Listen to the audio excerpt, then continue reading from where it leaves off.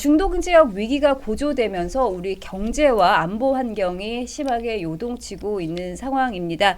특히 가장 먼저 체감되는 게 바로 기름값 아닌가 싶은데요. 저도 오늘 주유소 들렀다가 기름값 보고 좀 깜짝 놀랐습니다. 저희 이번 주 오셨던 패널분들이 미리 주유했다 이렇게 모두들 말씀하셨는데 정말 기름값이 며칠 사이에 정말 급등을 했습니다. 보통 국제유가 변동이 약 2, 3주의 시차를 두고 우리 가격에 반영이 되는데요. 이번에는 불안 심리로 주유 수요가 늘어나면서 시차 없이 기름값이 치솟고 있는 겁니다. 유가 상승은 좀 어떻게 보고 계세요? 저는 일단 지금 이런 유가 상승을 그 보도로서 접할 때랑 그것을 직접 이제 실제로 체감하는 것은 좀 다를 수가 있는데, 이번 같은 경우는 그 보도와 다를 것 없이 실제로 체감하는 게 좀 있는 것 같아요. 그리고 이제 유가 같은 경우는 직접 주유를 할 때 제일 체감도 많이 되지만, 직접 주유하지 않는다 하더라도 평소에 운전하다 보면은 주유소 옆에 그 가격표가 있잖아요. 그거 보면서 좀 체감이 많이 되는 것 같고, 맞습니다. 제일 걱정이 많이 되는 건 우리가 유가 상승을 가장 직관적으로 체감하는 때는 직접 주유를 할 때겠지만, 결국 유가 상승이 가져오는 가장 두려운 점은 모든 물가에 전반적으로 상승 효과를 가져온다라는 점이잖아요. 저는 그것이 반영되는 시점이 되면 우리의 전반적인 물가가 올라갈 텐데, 그것이 큰 걱정입니다. 네, 물가 상승이 가장 걱정이 된다 이렇게 말씀해 주셨는데 변호사님 좀 어떻게 보고 계세요? 뭐 너무 익숙하지 않습니까? 사실 올릴 때는 그냥 하루 만에 팍 올려버리고, 내릴 때는 한참이 지나도 뭐 내렸는지도 모르고, 사실은 이 기름값이 사실 정부도 열심히 어떤 식으로 내를 써야 되겠지만은, 정유사가 기본적으로 최저 그 금액을 어쨌든 간에 소매 가격을 확 높여가서 이제 제공하지 않습니까? 그러니까 일개 주유소들에서는 뭐 가격을 뭐 낮춰서 팔기도 뭐 재량이 아무리 있다고 하더라도 그게 어려움이 있을 것이고, 그래서 이게 좀 근본적으로 이제 좀 그걸 좀 관리해야 되는 게 아닌가라는 생각을 합니다. 네, 좀 기름값이 안정이 돼야 할 텐데 사실 지금 국제 정세 봤을 때 기름값이 오를 수밖에 없는 상황인 것 같긴 합니다. 그런데 이렇게 기름값이 치솟자 정부에서는 유류가 급등에 대해 제재 방안을 검토하겠다 이렇게 이야기를 했습니다. 이재명 대통령이 오늘 국무회의에서 아침, 점심, 저녁 가격이 다 다르다. 리터당 200원씩 올린 곳도 있다. 이렇게 강하게 언급을 했는데요. 이에 대해 경제부총리는 석유사업법을 근거로 최고 가격 지정까지 검토할 수 있다. 이렇게 대답을 했습니다. 자, 이 시장 개입 어떻게 보세요? 저는 사실 우리가 현행법상으로 이제 그 가격에 대해서 좀 관여할 수 있는 부분이 있다면, 서민들과 우리 시민들의 그 불편이 많이 높아지는 상황에서는 검토할 수 있다고 생각합니다. 그런데 정부가 해야 되는 역할이라든지 이런 것들은 현행법이 잘 지켜지고 있는지, 그리고 활용하는 수단도 법상 안에서 추진하는 것이 중요하다는 입장을 좀 갖고 있고, 다만 지금 정부가 하고 있는 노력들이 본질적인 노력에, 본질적인 해결책에 가까운가라는 생각이 좀 드는 것이, 유가 같은 경우는 지금 그 중동에서 국제적인 문제가 발생했기 때문에 올라가는 것은 외부 요인이잖아요. 그런데 환율 상승이라든지 이런 부분들은 시장에서 어떤 가격을 결정하는 것도 있지만 정부가 조금 해결할 수 있는 노력도 있는 것 같습니다. 그런데 우리가 지금 그 환율 문제에 대해서 어느 정도 진심으로 대하고 있느냐라는 부분을 보다 보면 좀 아쉬움이 좀 있는 것 같고요. 특히나 이제 유가가 높아지는 것도 중요하지만, 결국은 우리가 체감하는 것은, 만약에 환율이 우리가 원화 가치가 좀 더 높다고 한다면 같은 유가라도 실제로 구매하는 것은 굉장히 낮은 가격에 구매를 할 수 있을 거예요. 우리 시민들께서 직접 구입을 하실 때. 그래서 우리 정부가 뭔가 현행법상을 잘 관리하는 것도 중요하지만 환율 문제만큼도 좀 중요하게 생각을 하면 좋겠다라는 생각이 좀 드는 것 같습니다. 네, 저는 여기 한국 주유소 협회가 정부가 기름값 인하를 위해 정책을 추진하는 것에 대해 공감한다면서도 대책 마련에 주유소의 경영 여건을 고려할 필요가 있다. 이렇게 얘기하는데, 이 한국 주유소 협회의 구성원들이 그 정유사들입니다. 그러니까 사실 눈 가리고 아웅하는 거고, 사실 그 지금 개별 주유소들의 사정을 핑계로 그 기름값 올릴 때는 확 올리고 내릴 때는 확 내리는 거죠. 여기서 동시에 이 한국 주유소 협회나 정유사들만 제가 문제 삼고자 하진 않고, 뭐냐면은 뭐 정부와 여당 같은 경우에 이제 다수당이고 마음대로 지금까지 다 할 수 있고 실제로 제가 볼 때는 뭐 어떤 수기나 같은 협의 없이 자기들 일방적으로 여러 가지 일을 처리해 오지 않았습니까? 근데 이 기름값 같은 경우에는 민생에 가장 직접적으로 관련이 되어 있는 것임에도 불구하고 막상 하겠다 말만 하지 사실 하는 척 이거 결국은 정유업계나 이런 쪽의 표도 신경 쓰는 것 같은데 결국은 직접적으로 표를 얻는 데 있어서 뭐 큰 도움이 안 된다고 생각을 하는지 뭐 오히려 이재명 방탄법이라든지 뭐 여러 가지 등 뭐 이재명 방탄법이라는 표현은 제가 지어낸 거지만 아무튼 각가지 그런 노력을 할 때는 뭐 어떠한 협의 없이 의사처리로 진행하면서 이렇게 지금 국민 그 물가 이 체감에 실질적으로 와닿는 이런 상황에 대해서는 하는 척만 하는 태도를 보이는 것 이거 참 저는 뭐 문제가 있다고 생각을 합니다.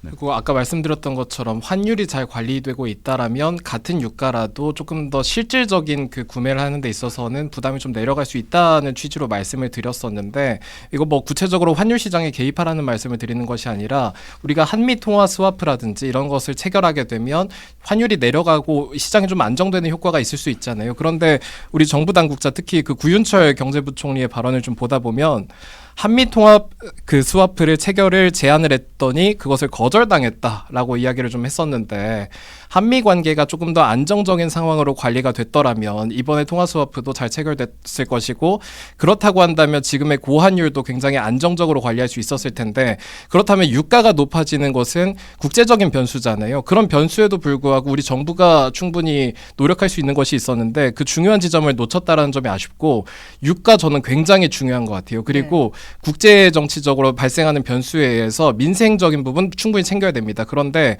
지금 유가만큼이나 중요한 것은 실제로 우리가 원유를 그러면 충분히 가져올 수 있느냐라는 점에 대해서 좀 생각할 수밖에 없게 되는데 이 호르무즈 해협 있잖아요. 여기가 봉쇄당하다 보면 지금 그 운송 비용이라든지 아니면 그 운송할 때 드는 그 보험 비용이 증가하게 되면서 유가가 좀 높아지는 측면도 있을 텐데 정말 봉쇄가 완벽히 된다고 한다면 우리 앞으로 기름 어디서 가져올 것이냐 에 대한 이야기를 좀 해야 되거든요. 물론 대한민국은 석유를 비축하고 있지만 그 호르무즈 해협 봉쇄가 만약에 된다면 이게 언제 해결될지 모르는 상황이 될 수도 있잖아요. 그래서 가격 문제만큼이나 실제로 이 원유를 우리가 에너지 안보 차원에서 우리에게 가져올 수 있는 그런 방법들도 고려해야 한다라는 생각이 드는 것 같습니다. 네, 앞으로 수송 작전도 좀 펼쳐야 된다 이렇게 말씀을 해주셨습니다. 변호사님 그렇다면은 이재명 정부가 그러면은 기름값에 대해서 직접적으로 정부 개입을 할 것이다 어떻게 보세요?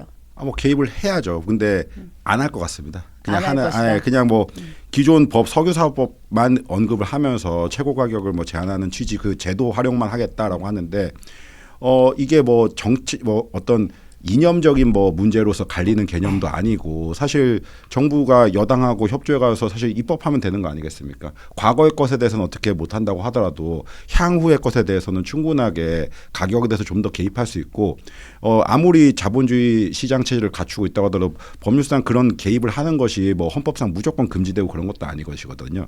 그런데 뭐 당연하게 뭐 진짜 필요도 없는 왜 이런 법을 만들지 하는 것들도 이렇게 입법을 막 하면서 막상 이런 것들은 안 한다. 뭐 그거는 뭐 문제가 있다고 생각합니다. 네. 네, 지금까지 좀 기름값 이야기를 해봤는데요. 사실 지금 국민들이 더 크게 느끼고 계신 이제 불안은 아마 주식시장 아닐까 이런 생각이 듭니다. 어제 코스피가 무려 12%나 폭락했고 코스닥 역시 14%나 폭락하면서 사상 최대의 낙폭을 기록했는데요. 오늘은 다행히 반등하긴 했습니다만 투자자들의 충격은 여전히 큰 상태입니다. 그래서 이번에는 주식시장 상황 좀 짚어보도록 하겠습니다. 우리나라 주식시장 그동안 굉장히 많이 상승을 했었습니다. 코스피가 이제 꿈의 6,000P라는 이 6,000P를 돌파를 했었는데 단 이틀 만에 5,000선 붕괴 직전까지 내려갔습니다. 아무리 대외 변수가 있었다고는 하지만 이게 이렇게 한순간에 급락하는 걸 보고 우리 주식시장의 기초 체력이 부실한 거 아니냐 이런 우려의 목소리가 나오고 있는데요. 이거 좀 어떻게 보셨어요? 저는 지금 이 두 가지 시선이 있는 것 같아요. 그러니까 그동안 급작스럽게 증가했기 때문에 낙폭도 큰 것이다. 그리고 정부가 기초체력 관리를 잘못했다. 이 두 가지 의견이 있는 것 같은데 이건 충돌되는 의견이 아니라 두 가지 다 맞는 것 같습니다. 그리고 기초 체력의 부실함은 사실 정부 탓을 안 할 수가 없는 것이 우리가 증시 보다 보면 증시 올리는 것은 기업이 잘해서 올리는 거고 그럼 정부가 그 상황에서 해야 되는 것들은 우리의 그 경제의 그런 기초 체력들을 높이는 일들을 했어야 되는데 그럼 그거 잘하고 있었느냐고 본다면 우리의 여러 경제 지표가 굉장히 안 좋아진다라는 것은 코스피가 높아질 때도 마찬가지로 있었던 거였거든요. 경제 성장률도 굉장히 낮아지고 환율도 굉장히 고환율이라는 이야기가 나오고 그리고 의식주 여기서 말하는 주는 부동산 이야기라는 것이 아니라 술 소비를 이야기하는데 이 소비들도 지난번에 그 직전 정부보다 굉장히 감소하는 모습들을 보면서 우리의 기초 체력을 관리하려는 노력을 정부가 하고 있었느냐라고 보면 그렇지 않았던 것 같습니다. 그래서 결국은 그럼 정부가 그동안 해왔던 일들은 이 기업이 잘해가지고 증시가 올라가고 있는 상황 속에서 정부가 해야 되는 역할은 기초 체력을 늘리는 일들이었는데 그런 노력보다는 기업이 열심히 증시 올리니까 그 옆에서 여러분 이거는 다 우리 덕분입니다라고 하면서 잔치 벌이고 있다가 지금 외부 변수에 크게 혼나고 있는 상황 아닌가라는 생각이 좀 드는 것 같습니다. 네. 뭐 제 생각은 사실 우리 기초 체력이 부실하든 안 하든 간에 그 부실하다고 해서 바로 이 급락이란 결과가 오는 것이냐 뭐 그것은 사실 알 수가 없죠. 사실 다 당장 내일의 주식이 어떻게 될지는 아무도 모르는 거지 않겠습니까? 그러니까 결과적으로 제가 근데 지금 여기서 얘기하고 싶지 하는 건 뭐냐면은 그동안의 상승이 사실 무조건 정부가 잘해서는 아니지만은 정부 스스로가 본인들의 그 공이라고 이렇게 광고를 하고 제 내심에 마음이 들었습니다. 네. 그래 광고를 하고 그랬다면은 그 반대로 이렇게 되었을 때 그럴 때는 이게 우리 경제의 부실함이 드러난 것이다라는 비판에 대해서 그게 아니다. 사실 시장은 어떻게 정부가 그렇게 뭐 할 수 없는 것이다. 이런 식의 변명을 할 것이 아니라 그만큼 이렇게 안 좋을 때도 그 비난을 감수해야죠. 사실은 정부는 무한 책임을 지는 것 아니겠습니까? 그래서 좀 더 이제 이런 물론 너무 그동안 주식시장이 과열됐기 때문에 다소의 조정이 있는 상황이라고 저는 생각을 하는데 뭐 일각에서는 어쨌든 이게 단순한 조정이 아니라 우리 경제의 부실이 드러난 것이다라고 하면은 그 부실한 점이 뭔지를 해가지고서 적극적으로 그냥 반성과 함께 좀 뭐 보완책이나 이런 거를 얘기할 생각을 해야지 책임 면피의 태도를 만약 보인다라고 하면은 그게 바로 모순적인 것이다라고 생각을 합니다. 저는 굉장히 우려하고 있는 지점은 우리가 증시가 내려간 것이 사실 이번에 갑자기 폭락하게 된 것은 이재명 정부의 어떤 조치로 인해 가지고 그거에 반발하는 취지로 내려간 것이 아니라 이란 사태로 인해 가지고 증시가 갑자기 폭락했던 거잖아요. 그렇다면 지금 이번에 오늘 다시 급등한 것을 해석을 하다 보면 그 이란과 트럼프 사이에 그러니까 이란과 미국 사이에 물밑 협상이 존재할 수도 있다라는 그런 보도가 있으면서 이 사태가 금방 해결될 수도 있겠다라는 기대 심리가 좀 반영됐던 것 같아요. 그렇다면 정부가 지금 어떤 해결책을 내므로써 다시 증시가 회복된 것이 아닐 가능성이 상당히 높은 상황인데 아까 말씀드렸던 것처럼 그럼 정부는 기초 체력을 지금 늘리려는 노력들을 하고 있느냐? 제가 보면 지금 이제 보도가 되는 것들을 보다 보면 결국은 계속 증시 이야기만 많이 나오고 있거든요. 그래서 정부가 정말 지금 자신들이 노력해가지고 할 수 있는 일들을 제대로 하고 있느냐에 대한 것은 물음표가 찍힐 수밖에 없는 것 같습니다. 네, 지금 우리 기업들의 기초 체력을 좀 높여야 된다. 이렇게 정부가 노력해야 된다. 이렇게 말씀을 해주셨는데 오늘 이재명 대통령이 자본시장의 불안을 차단하기 위해 마련된 이 100조 원 규모의 시장 안정 프로그램을 신속히 집행하라. 이렇게 지시를 했습니다. 여기에는 이제 주식시장에 직접 투입되는 10조 원 규모의 증권시장 안정기금, 이른바 증안펀드도 포함이 돼 있는데요. 문제는 이제 지금 대외적인 이 리스크가 완전히 해소되지 않은 상황에서 이렇게 정부가 인위적으로 돈을 투입하는 것이 과연 효과가 있겠느냐. 이게 자칫하면은 밑빠진 독에 불붙게 되는 거 아니냐. 소중한 혈세만 낭비하는 거 아니냐. 이런 우려들이 나오고 있습니다. 이 상황 좀 어떻게 보고 계세요? 그러니까 사실 뭐 제가 뭐 100% 이게 경제에 대한 지식이 없어서 잘못 보는 걸 수도 있겠지만은 민주당 정권이 대체로 항상 그러더라고요. 뭐냐면은 그 집에 있는 소파라서 어쨌든 간에 뭐 당장 뭐 해결하고 이런 식의 그러니까 지금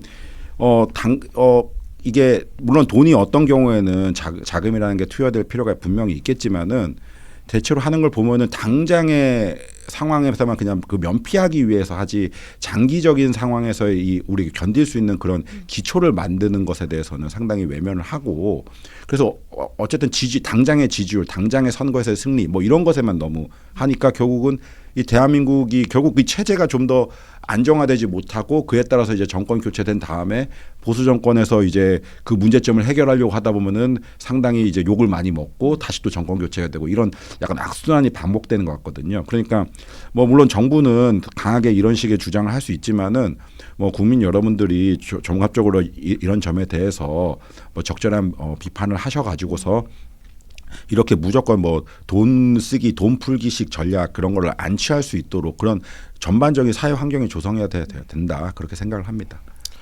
그러니까 우리가 지금 잘 살펴봐야 되는 게 그러니까 기금 마련에 대해서 만약에 정말 필요한 상황이다. 그리고 그 목적을 위해서 반드시 필요한 상황이라고 한다면 기금 써야겠죠. 그런데 잘 살펴보면 좋을 것이 지금 이 기금 마련은 그 기금을 조성한 목적이 있잖아요. 그런데 네. 정말 이 정부와 민주당에서 이야기하는 것들을 보다 보면 이 지금 증시 시장을 안정화시키는 그 목적 그 자체보다는 뭔가 이거 지방선거용으로 좀 쓰려는 것 아니야라는 점을 계속 의심할 수밖에 없는 부분이 우리가 다른 언론의 보도를 좀 참고하면 네. 민주당 관계자 발의 멘트로 지방선거 앞두고 주식시장이 무너지면 그간 올랐던 거는 뭐 말짱 도루묵이다.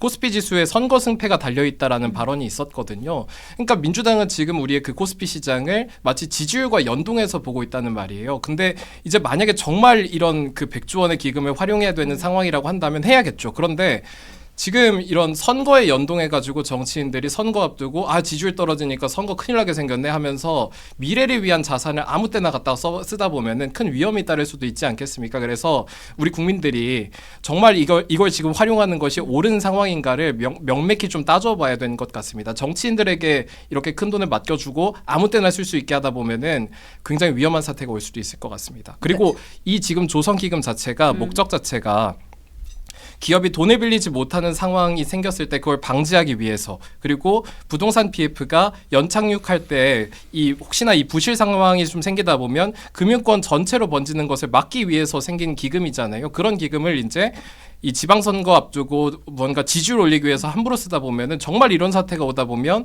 우리가 그때 가서는 기금이 없어서 못 쓰는 사태가 생기지 않을까요? 그래서 정말 이 기금 사용에 있어서는 굉장히 신중해야 한다라는 생각이 좀 드는 것 같습니다. 네, 말씀대로 이렇게 100조 원의 막대한 기금을 투입하는 게 선거를 의식한 포퓰리즘 아니냐 이런 비판들이 나오고 있습니다. 변호사님 어떻게 보고 계세요? 뭐 맞겠죠. 사실 근데 선거를 위해 돈을 쓰는 것 자체 뭐 하는 것 자체는 사실 뭐 그럴 수 있다고 생각해요. 사실 그게 어떻게 보면 이제 선거란 제도가 있고 국민들의 눈치 보고 어쨌든 지지율에 따라서 하고 뭐 그렇게 해야지 그렇게 눈치 보라고 사실 하는 것들이 기본적인 여당과 야당이 있고 이게 정치 제도를 만든 그 목적이니까요. 그런데 지지율만 보니까 문제라는 것입니다. 사실은 지지율과 연동되게 충분하게 다른 여러 가지 것들을 할 수가 있는데 국민들의 전체적인 어려움이나 이런 걸 외면하고 일단 기본적으로 국민들의 관심사 자체 하나를 코스피 쪽으로 몰아요. 제가 이 얘기 왜 하냐면은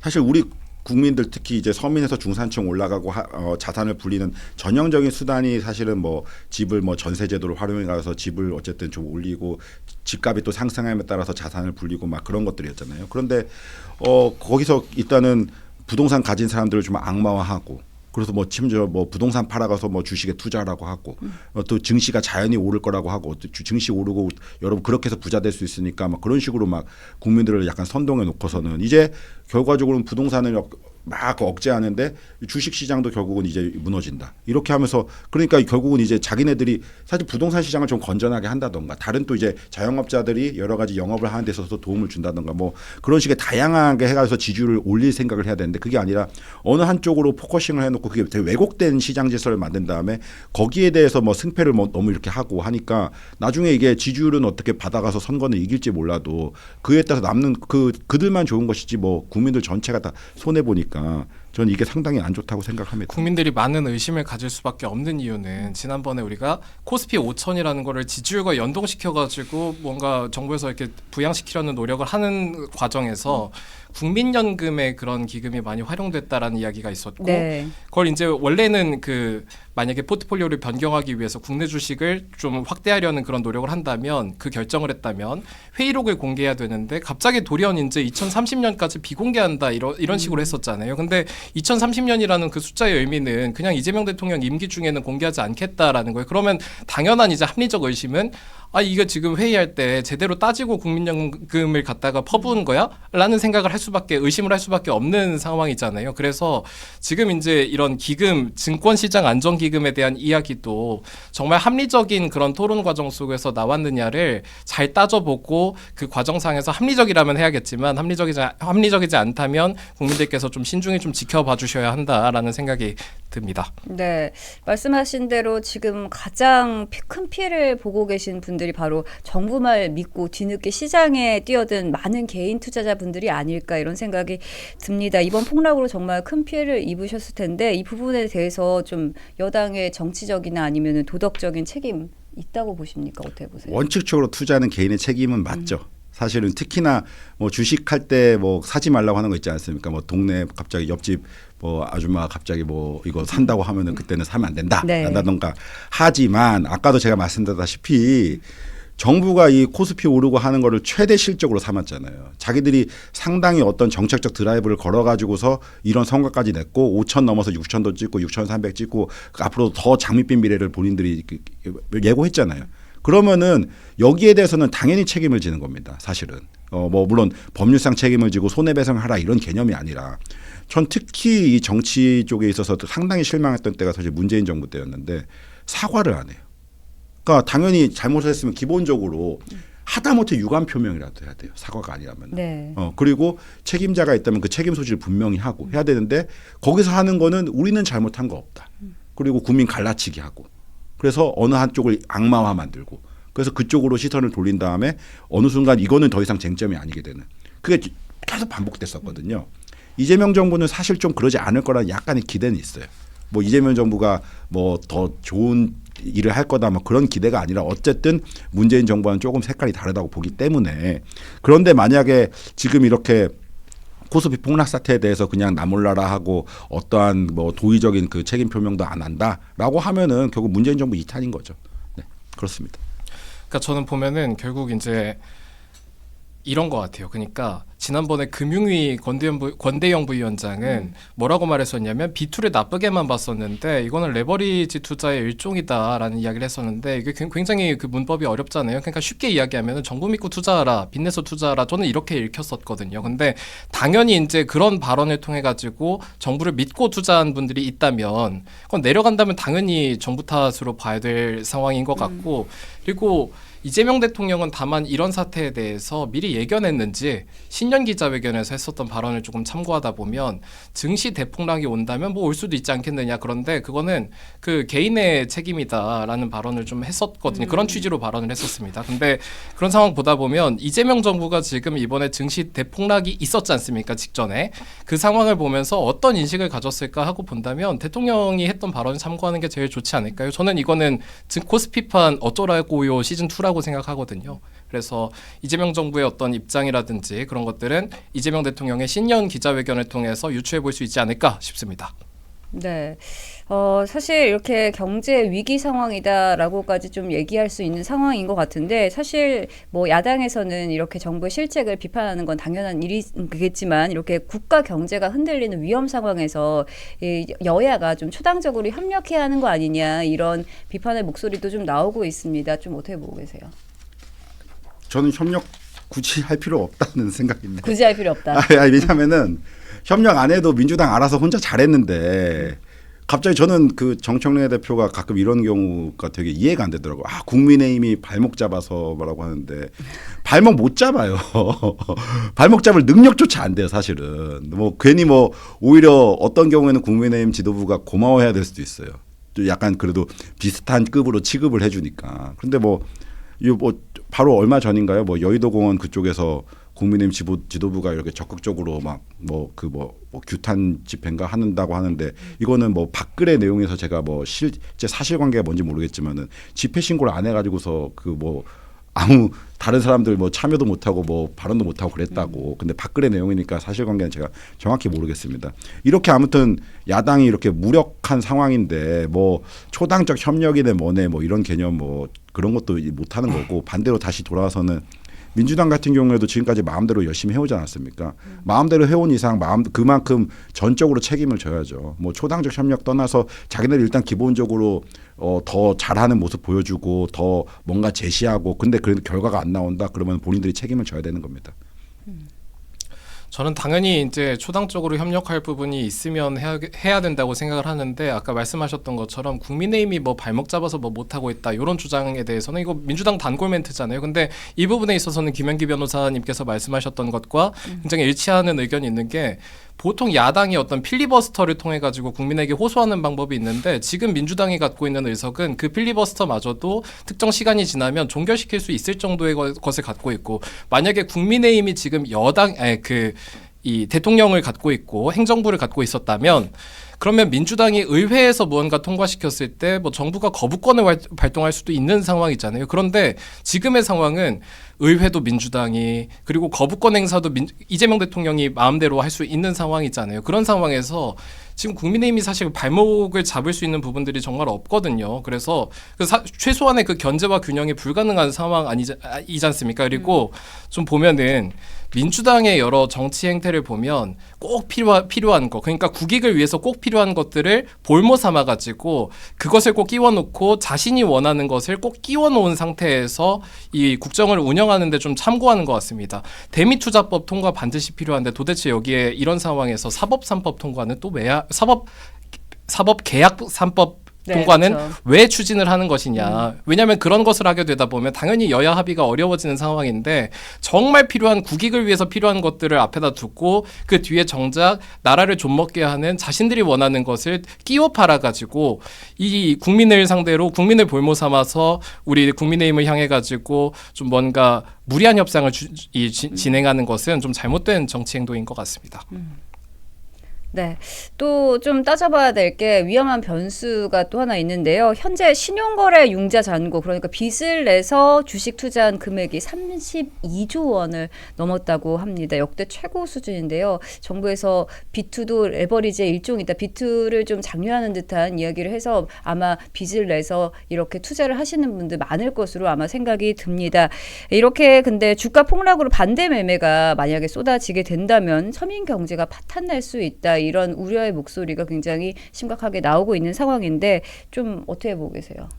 그 가계부채의 면과 투자자 보호의 면을 좀 다르게 봐야 될 것 같은데 사실 뭐 아까 말씀드렸다시피 투자는 본인 책임이니까 정부가 당연히 도의적인 책임, 정치적인 책임은 져야 된다고 생각하지만은 뭐 주식이 환불되는 것도 아니고, 네.